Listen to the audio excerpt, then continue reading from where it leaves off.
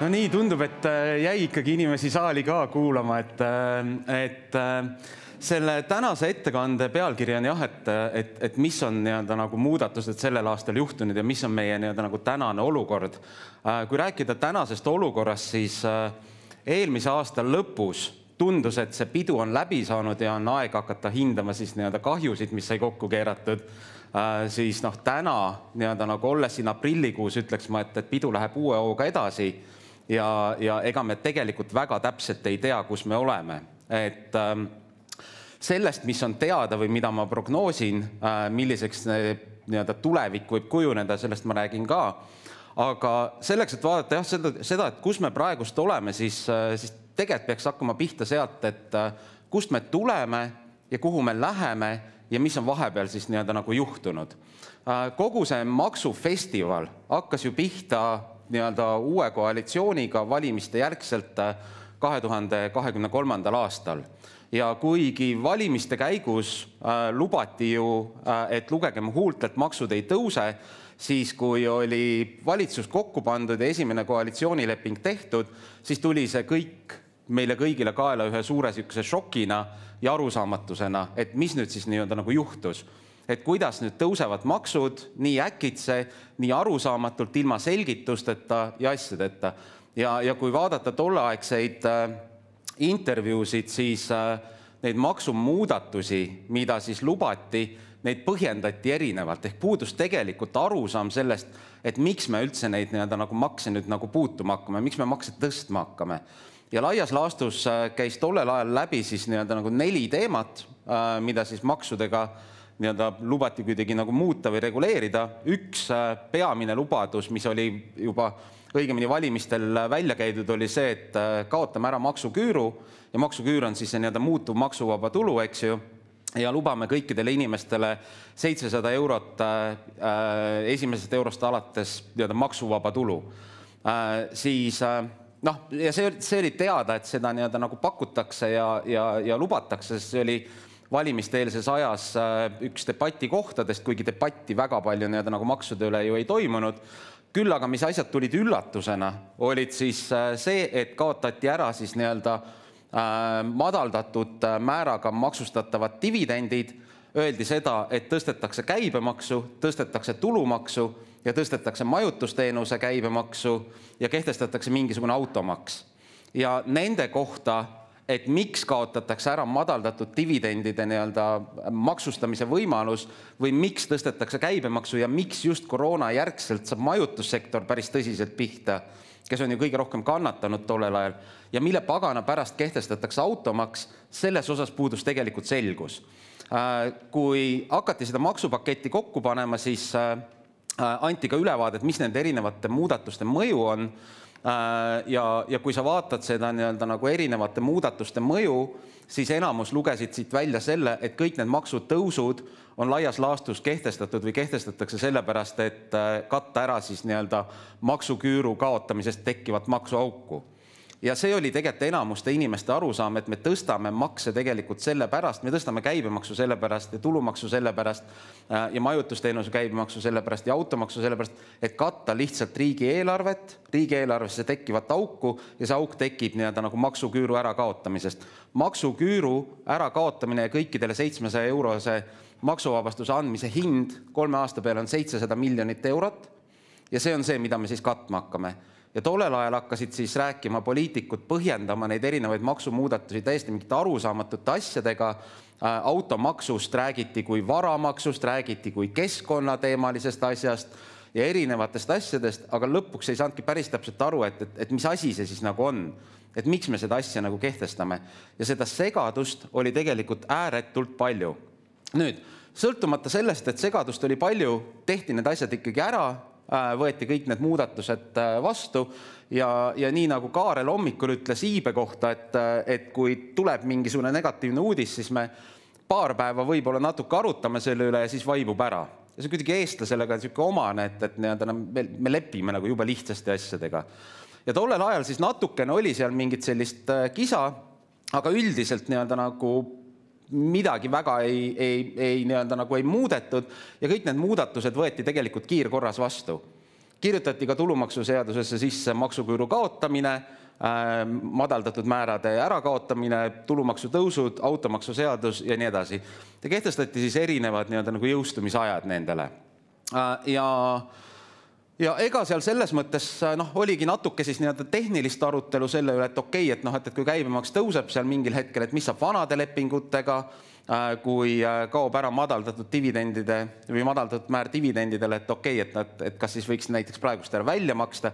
Siis mingi tehnilist arutelu oli natukene, aga mitte mingit nagu sisulist enam pärast seda, kui see oli ära kommunikeeritud. Ja tundus, et võikski sellega see asi lõppeda.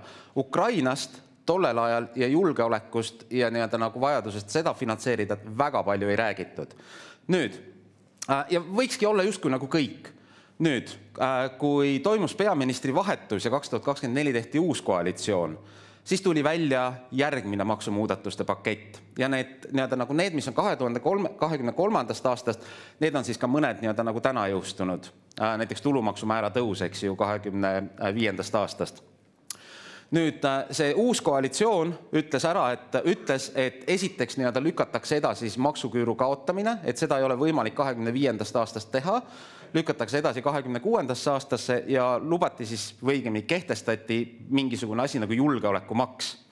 Ja julgeolekumaks siis kehtestati täitsa eraldi seadusega ja öeldi siis sisu on seal selles, et alates siis selle aasta juulist tõuseb käibemaks 2%, alates järgmisest aastast tõuseb füüsiliste isikute tulumaks 2% ja lisaks siis alates 2026. aastast peaks hakkama kehtima siis ettevõtetele kasumimaks. Ja kui te mäletate seda arutelu sellel ajal, siis oli ülipalju diskussiooni selle üle, et okei, kuidas me ettevõtteid hakkame maksustama, et tarbimine okei, füüsiline isik okei, aga mis me ettevõtetega teeme? Oleks võinud ju tõsta lihtsalt 22%, 24%-ni või 24,76%-ni, eks ju, ettevõtte tulumaksu dividendide jaotamisel. Aga siis mõeldi mingeid erinevaid alternatiive, seal esimene oli ju palgafondi maks, et hakatakse palgafondi maksustama, siis arutati seda, et hakatakse bilansimahtu maksustama, siis et mingi eraldi maks tekib siis, kui hakatakse aastaaruannet esitama. Ühesõnaga, see oli tegelikult päris palju diskussiooni ja lõpuks mindi tagasi esialgse idee juurde, et hakatakse ikkagi kasumit maksustama. Ja see seadus võeti vastu ja see seadus on parajalt auklik, siuke Šveitsi juust, hästi paljude planeerimis- ja nagu kõrvale hiilimisvõimalustega iseenesest. Kui vaadata seda, et kas täna nagu ettevõtted muretsevad selle pärast väga ja kuidagi hoiavad kõrvale, siis seda ma näiteks märganud ei ole, et üldiselt ikkagi on tunnetus, et kui see on julgeolekumaks, et siis ei ole tegelikult väga viisakas seal kuidagi nagu nihverdama hakata, aga ühesõnaga teisipidi jälle nagu ettevõtted ei ole ka väga nagu kindlad, et mismoodi see siis tegelikult ikkagi nagu rakenduma hakkab. Tegelikult see, kui see julgeolekumaks jääb niimoodi kehtima, nagu ta on täna vastu võetud, siis see aasta on see kõige olulisem aasta, sest selle aasta kasumi numbri pinnalt arvutatakse teil 2026 2% siis julgeolekumaksu ja esimene maks tuleks tasuda siis 2026 septembris poole selle aasta 2025 kasumi pealt. Ja kui te ei tee aruannet 26 õigeks ajaks ära, siis tegelikult arvutatakse veel 24. aasta tulemuse pealt. Et see oli siis asi, mis oli eelmise aasta lõpuks kokku lepitud ja kisasime, mis me kisasime, lõpuks ta niimoodi jäi, on seadus vastu võetud ja tundub, et peakski jõustuma. Ja kõik oligi enam-vähem nagu tegin aasta lõpus ka konverentse ja seminare ja rääkisime kõiki neid asju läbi, mida tuleks silmas pidada ja nii edasi. Kuni selle aasta märtsini. Selle aasta märtsis tuli jälle uus koalitsioon ja nagu mida uus koalitsioon siis lubas, oli see, et kaotatakse ära see ettevõtete kasumi maksustamine julgeolekumaksu nagu komponendina. Ja lisaks öeldi, et tõstetakse tulumaksuvaba miinimum ikkagi 700 euroni ja kaotatakse maksuküür ära. Millal? Pole õrna aimugi. Nüüd see, et kaotatakse ära ettevõtte kasumimaks, ma usun, et see tuleb. Aga pole kindel, mis vormis täpselt ja kas võib-olla tuleb midagi hoopis hullemat sinna nagu asemele.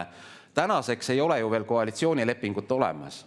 Et meil on valitsus tegutsenud mingisugune aeg, on ainult peaministri lubadused selle kohta, et millised nagu muudatused tulevad, aga nagu selgust selles osas, et milliseks meil siis see nagu ettevõtete maksustamine kujuneb, seda tegelikult ei ole. Ja see, mida spekuleeritakse praegust, on see, et kuigi see nii-öelda nagu kasumimaks kaotatakse ära, siis suure tõenäosusega hakatakse ikkagi ettevõtteid maksustama 2% võrra kõrgemas ulatuses, aga seda siis lihtsalt tõstes ettevõtte tulumaksumäära 22,78% kuni 24,76%. Ja muud asjad, komponendid, mis seal julgeolekumaksu eelnõus olid, et ka need muudetakse ära ja viiakse siis tavalisse seadusesse. Et näiteks füüsilise isiku tulu maksustamine 2%-ga on tegelikult ebaloogiline. Miks, sest siin ei lubata teha mahaarvamisi, neid, mida tavalise nagu tulu maksustamisel tehakse, ja miks me ei võiks siis tegelikult hakata nagu inimesi lihtsalt ajutiselt natuke kõrgema määraga maksustama, et miks nagu eraldi seadust on vaja teha. Ja nagu praegust on arvamus või arusaam selline, et tegelikult viiakse kõik need komponendid üle siis nendesse õigetesse seadustesse, 2%-line lihtsalt käibemaksumäära tõus mingisugusest hetkest alates. Okei, seda ei jõua enam käibemaksuseadusesse viia. Füüsilise isiku tulumaksu jõuaks viia ja ettevõtete kasumi maksustamise jõuaks ka viia. Et iseenesest riigil raha on vaja ja tundub, et saaks seda kuidagi lihtsamini kätte. Nüüd mu teine loogika ütleb, et meil on ju ettevõtete maksustamine tegelikult vabatahtlik. Et ettevõte maksab ju tulumaksu vabatahtlikult, siis kui ta jaotab dividende. Et kui dividende ei jaota, siis riik ju tulumaksu ei saa. Nüüd, kui tõstetakse dividendi tulumaksu määr 24,76% peale, siis ma tahaks näha, kui palju ettevõtteid on, kes hakkavad usinalt dividende jaotama. Ja omal ajal, kui kehtestati see madaldatud määr, siis selle mõte oli ju taga see, et motiveerida tegelikult ettevõtteid kasumit jaotama ja tulumaksu maksma. Ja kui see ära kaotati, siis ma mäletan, ma televisioonis tõstatasin selle küsimuse, et mis sõnum see on, mida me nüüd anname, et miks me selle ära kaotasime, et kui ennem räägiti seda, et me tahame motiveerida ettevõtteid kasumit jaotama, et kas me siis enam ei taha motiveerida. Et lähme tagasi nagu vanasse süsteemi. Et ma ei kujuta ette, et milline see olukord siis nagu olema saab, kui tõstetakse 24,76% peale, et kui palju siis tegelikult nagu dividendide jaotamist päriselt taset leiab ja kui palju riik tegelikult sealt nagu teenib. Ja selles mõttes oleme me nagu päris huvitavas olukorras, ja miks ma ütlesin, et see pidu kestab nagu edasi, et me ei tea täna tegelikult, et mis saab ettevõtete maksustamisega. See on kindel, et käibemaks tõuseb juulist. Ma ei usu, et seda kuidagi nagu enam ära muudetakse. See, et füüsiliste isikute maksumäär tõuseb järgmisest aastast, ma usun, et see ka tõenäoliselt jääb, aga ettevõtluse maksustamine. Ja mis on huvitav, on see, et kui vaadata nagu suurt pilti, et mis teistes riikides toimub, siis alles paar päeva tagasi tuli uudis Soomest, et Soomes kaalutakse ettevõtte tulumaksumäära alandamist 20% allapoole ja nagu seal isegi käis jutt, et äkki 15% välja, et elavdada majandust.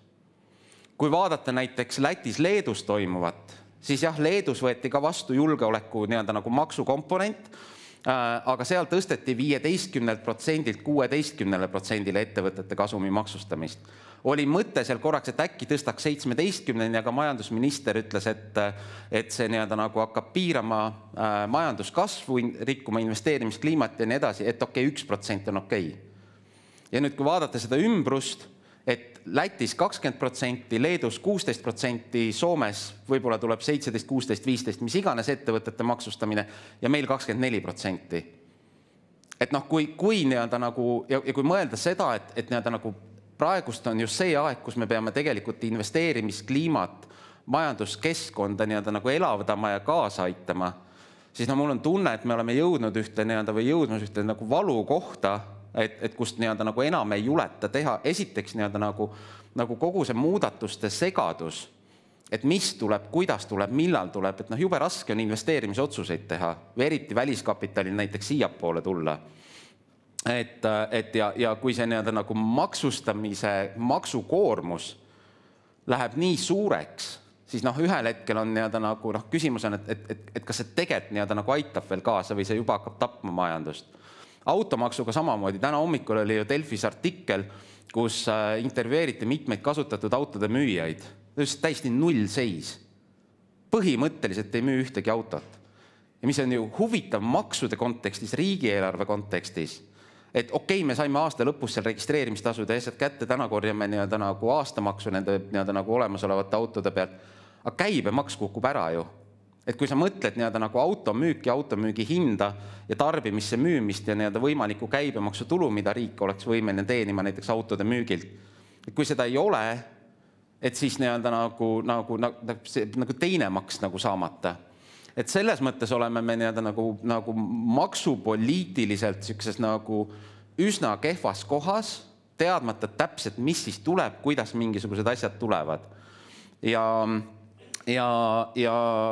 noh, iseenesest võiks ju nii-öelda, on tõstatatud ka päris palju küsimusi, kas see kõik on ikkagi kooskõlas õigusriigi, õiguskindluse, õiguspärase ootuse ja nii edasi põhimõtetega. Täna on siis nii-öelda nagu erinevad ametid pareerinud, öelnud seda, et jah, et see kõik on tegelikult okei, sest me ei muuda tagasiulatavalt mingisuguseid asju, me anname piisavalt pikalt teada ja sa saad justkui oma tegevust planeerida. Aga noh, see jääb siin tulevikus kohtuvaidluste teemaks, et kas need asjad on tegelikult ikkagi põhiseaduspärased või mitte. Nii palju, kui ma tean, mitmed mu kolleegid valmistavad praegust ette kaebusi näiteks automaksu teemal. Et noh, kas see on tegelikult ikkagi põhiseadusega kooskõlas või mitte. Aga noh, ei ole välistatud, et ka muudes küsimustes need võimalikud vaidlused võivad tõusetuda. Nii et see oli see suur pilt, kus me täna oleme aprillis. Nüüd loomulikult on ka mitmeid väikseid asju toimunud, positiivseid, negatiivseid, maksuhalduri praktika muutust kogu selle nii-öelda suure pildi taustal ja ma markeerin lühidalt ära siis nii-öelda nagu olulisemad asjad, mis sellest aastast on muutunud, mida te praktiseerivate raamatupidajatena juba kindlasti teate ja rakendate, aga lihtsalt nii-öelda, et pilt oleks kuidagi nagu terviklik. Esiteks on päris mitmed asjad muutunud käibemaksuseaduses, osad neist tulenevad direktiivist, mis puudutab eelkõige käibemaksu kohustusena registreerimise piirmäärasid, Euroopa kaubandust ja nii edasi, täitsa direktiivist tulenev asi, siis ülioluline teema kinnisvarasektori jaoks on siis paari nii-öelda nagu probleemi lahendamine, nii-öelda nagu uusehitiste, kasutatud ehitiste nii-öelda nagu võõrandamisel ja võimalike sisendkäibemaksu arvestuste nii-öelda nagu ümbertegemisel, et noh, need on sellised nagu käibemaksuseaduses põhimõtteliselt sisulised teemad. Ja just kinnisvara asi on see, kes on kõige nii-öelda nagu tugevamalt pihta saanud nende asjadega.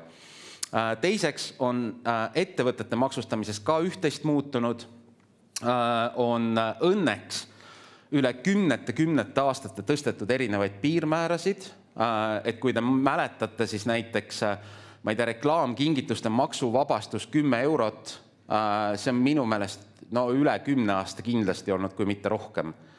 Ma arvan, et isegi rohkem kõvasti. Või siis näiteks isikliku sõiduauto hüvitis 0,3 eurot, minu meelest see on isegi krooniajast veel pärit. Et õnneks on tõstetud natukene mingeid erinevaid määrasid ja tehtud asju nii-öelda nagu ettevõtetele lihtsamaks. Spordikulude osas läks kvartaalne arvestus aastapõhiseks arvestuseks, summa jäi samaks, tuli juurde seal nipet-näpet mingeid erinevaid asju, mida sa saad oma töötajatele lubada ja nii edasi. Füüsiliste isikute tulumaksu osas paar nii-öelda nagu ülihead muudatust. Üks on krüptotehingute ja kahjumite arvestamise nii-öelda võimalus. Eesti oli krüptotehingute maksustamise osas ülikehvas olukorras. Maksustati ainult kasumlikke tehinguid ja kahjumeid ei lubatud maha arvata. Õnneks nii-öelda lahendati see teema ära. Ettevõtluskonto osas läks olukord ka natuke paremaks, kui muidu seal oli 2 maksumäära. Selle ettevõtluskontol, mida sa LHV-s saad avada, oli 2 maksumäära, 20% ja 40%, seal sõltuvad summadest, mis laekuvad, siis nüüd on 1-20% sõltumata sellest, mis summad sinna laekuvad. Mis negatiivne on, et sa ei saa jätkuvalt nii-öelda kulusid maha arvata ja kui selle konto kaudu osutatakse teenust ettevõttele, siis ettevõtte makstes sinna peab jätkuvalt ikkagi tulumaksu maksma. Ja mis on nii-öelda nagu veel oluline on see, et maksuhalduri nii-öelda nagu huvi ja fookus on praeguseks nii-öelda nagu nihkunud täitsa sükstele nagu olulistele teemadele. Esiteks on ja täitsa uued lähenemised ja uued kontseptsioonid. Esiteks on ju võetud nüüdseks vastu see Debt Pushdown juhend, mis nii-öelda nagu sai erialaorganisatsioonidelt päris palju kriitikat. See on siis see, et kui toimub nii-öelda ühinemine ja laenukohustus suunatakse siis ostetud ettevõttesse ja nii edasi, see on vastu võetud, maksuhaldur on üliaktiivselt kontrollimas erinevaid omakapitali sissemakseid ja erinevaid restruktureerimisi. Nii kui sa deklareerid mingisuguse maksuvabastuse omakapitali real või teed mingeid ühinemisi, jagunemisi või asju, siis suure tõenäosusega ühel hetkel koputab maksuhaldur ukse peale. Üks uus asi, mida enamus inimesi ei tea, on see, et maksuhaldur on loomas uut praktikat mitterahaliste sissemaksete nagu maksustamise osas.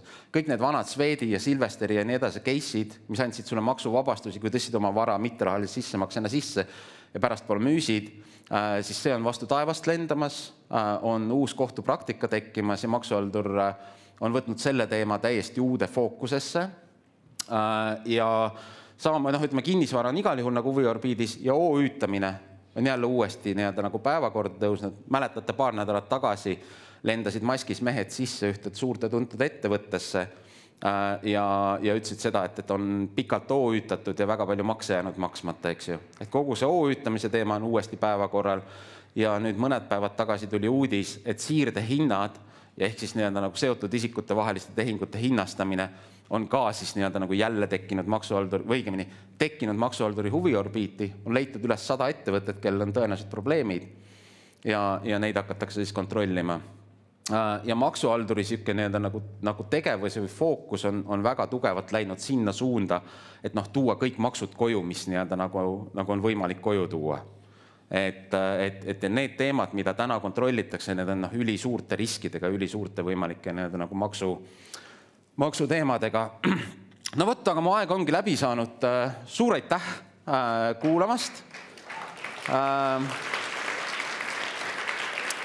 Ma oleks tahtnud hirmsasti tulla siia ette niimoodi, et öelda, et kõik on selge ja hakkame rakendama ja rääkinud lihtsalt mingitest käibemaksuseaduse muudatustest ja asjadest.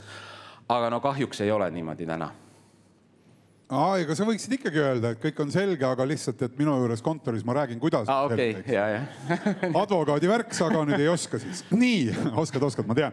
2025. aasta maksumuudatused on nagu kevadine allergiahoog, paneb kõike aevastama, aga ei saa midagi teha, ütleb siin populaarne kommentaar. Üli hea. Jaa. Kui palju on uutest reeglistest tulenevad halli ala, mis võib muutuda juriidiliseks vaidluskohaks? Kui rääkida uutest reeglitest, sõltub mis reeglitest, kui me räägime kasumimaksust ja sellest nagu julgeolekumaksus ettevõtete kasumi maksustamisest, üli palju halli ala, üli palju auke täis ja seal on nagu meeletult palju vaidluskohti. Kui rääkida füüsilisiku maksustamisest, käibemaksust, siis seal ei ole väga midagi vaielda, üsna selge lihtsalt määra tõus, mis puudutab neid näiteks käibemaksuseaduses muudatusi ja kinnisasjade maksustamist, siis seal ka tegelikult nagu vaidluskohta kui sellist ei ole, et on seadusesse selgelt öeldud, millal on maksustatav, millal ei ole maksustatav ja mis siis nagu kaasa endaga toob. Et eks see sõltub, ja samas nagu need, mis on maksuhalduri tänane huviorbiit, et kogu OÜtamise teema, siirdehinnad, omakapital, mitterahalised sissemaksed, siis seal tuleb meeletu case law. Et ei ole muutunud nagu sisuliselt midagi, aga maksuhaldur on loomas uut praktikat, viidates mingitele teistele sätetele ja nagu seal kindlasti tekib vaidlusi. Sa juba korra viitasid siin eelmise nädala loole, kus mindi. Minu mäletamist mööda neid väga palju ei olnud, mis tõttu läheb õudselt konkreetseks, aga tahaks öelda, et lihtsalt see, mis seal tundus olevat, et äkki sa oskad lihtsalt siis selles mõttes laiendada seda, et seal oli juttu nii-öelda abikõlbulikest kuludest ja tundus, et seal siis oli nii-öelda töötasudena laias laastus mingite ettevõtete arveid arvestatud või ühesõnaga, et see oleks abikõlbulik. Et kui sa nagu tunnetades seda, et maksuhaldur on siin tegemas mingeid uusi tagasipõrkamisi, et mis need küsimused siis on, kus täna peaks olema vahepeal tavaks kujunenud praktikates ettevaatlik? See on selles mõttes hea küsimus, et kui vaadata, ma ei ole selle juhtumiga seotud, ma tean täpselt sama palju nagu te kõik puhtalt ajakirjandusest, et ühtepidi jäi ju sealt tunne, et nagu teema on tegelikult miskit muud. Et need abikõlbulikkused, toetused ja nii edasi ja nagu nende menetlemine, see on ju olukord, see on koht, kus on vaja nagu tõendeid hankida, võib-olla ette teatamata. OÜ-tamise puhul tegelikult sul seda vajadust ei ole, sest on näha, kellel on makstud, kui palju on makstud arved, kõik asjad olemas. Lihtsalt küsi ja sulle antakse see. Küll aga, mis nii-öelda nagu, ja mul on pärast seda käinud siis väga palju ettevõtteid nõustamas, et mis see siis nüüd nagu tähendab. Et kas see on nagu see teema või see on nagu teine teema. Ja nii-öelda nagu kõrvalt vaadates mul on tunne ja nähes ka nii-öelda nagu muid küsimusi ja kontrolle muudes asjades. Mul tunne, et see asi on ikkagi fookuses, sest see oli ju tollel ajal saadeti, kui see toimus, oli pressiteade saadetud välja ja juba arvutatud välja, kui palju on potentsiaalselt OÜ-tamisest makse jäänud saamata. Ehk sealt pidi olema, kuigi võis ka muid asju olla, pidi kindlasti olema OÜ-tamine ka nagu selgelt fookusesse võetud nii-öelda nagu teema. Et muidu ei teaks seda, et kui palju on nii-öelda potentsiaalselt makse nii-öelda nagu saamata. Ja ma näen ka seda, et ka nii-öelda tavakontrollides muude ettevõtete puhul ikka nagu ütleme, ei ole midagi sisuliselt muutunud, et vaata see OÜ-tamise juhend, mis maksuhalduri veebilehel on läbi, et sealt tuleb tegelikult välja, mis on lubatud, mis on keelatud, aga nii-öelda nagu maksuhalduri infosüsteemi algoritmid tegelikult joonistavad need pildid välja, et kes OÜ-tab, kes ei OÜ-ta. Et läbi siis töötajate registri 1000 euroste arvete nii-öelda nagu erinevad algoritmid, see tuleb nii-öelda nagu välja see asi. Et ega midagi uut ei ole, ta käibki nii-öelda nagu lainetega, et kui asi tuli, siis saadeti ju kõikidele kiri, kellel oli risk öelda, et tehke oma asjad korda ja me minevikku ei lähe. Siis enamus ütles, okei, fine, et nagu teeme asjad korda. Vahepeal laabus ära, siis tuli uuesti üles ja nüüd on järgmine laine. Sa korra viitasid sellele ka, aga natukene võib-olla veel korraks laiemaks, et see, mis puudutab selle aasta tulemust järgmise aasta võimaliku nagu maksuvalguses, et kui sa nagu korraks veel juhiksid millegi tähelepanu ja mis võimalused või mis oleks õige siinkohal lihtsalt läbi mõelda? Ega just selles mõttes nii-öelda nagu see, millelt maksu arvutatakse, on ju kasum.